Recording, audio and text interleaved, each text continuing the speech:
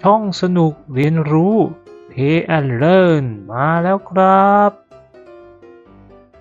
สวัสดีค่ะเด็กๆยินดีต้อนรับเข้าสู่ช่องสนุกเรียนรู้นะวันนี้เราจะไปผจญภัยใต้ท้องทะเลกันนะจ๊ะเพื่อเรียนรู้คำศัพท์ภาษาอังกฤษเกี่ยวกับสัตว์ใต้ทะเลกันค่ะเตรียมตัวให้พร้อมแล้วไปดำน้ำด้วยกันเลยค่ะ Number 1 Whale ปลาวาฬ Number 2 Nemo fish ปลานีโม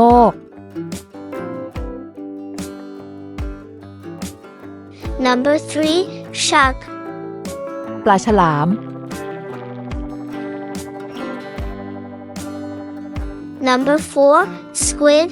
ปลาหมึก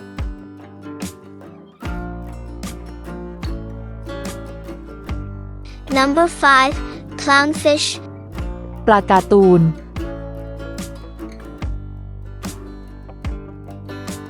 Number 6 Mackerel ปลาทู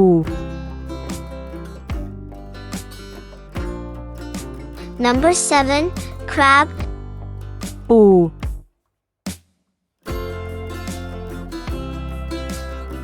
Number 8 Shrimp กุ้ง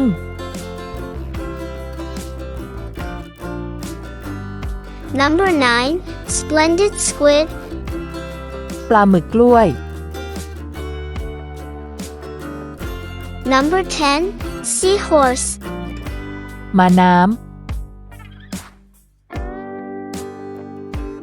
Number 11 Sea Turtle เต่าทะเล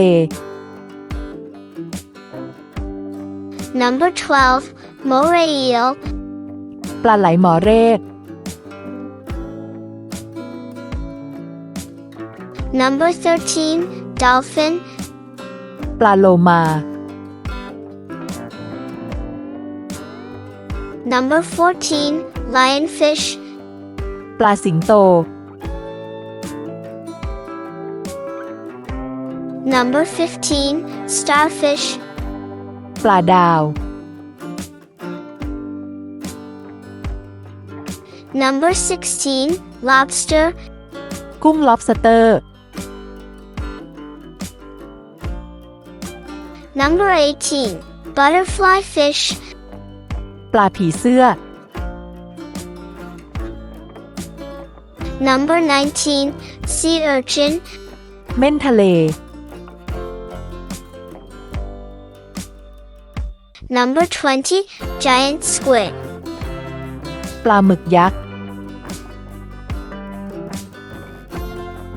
เป็นยังไงบ้างคะเด็กๆสนุกกับการเรียนรู้คำศัพท์สัตว์ใต้ทะเลกันไหมเอ่ยถ้าชอบอย่าลืมกดไลค์กดติดตามและกดกระดิ่งแจ้งเตือนเพื่อไม่พลาดคลิปสนุกๆแบบนี้อีกนะแล้วเจอกันใหม่คลิปหน้าบ๊ายบายค่ะ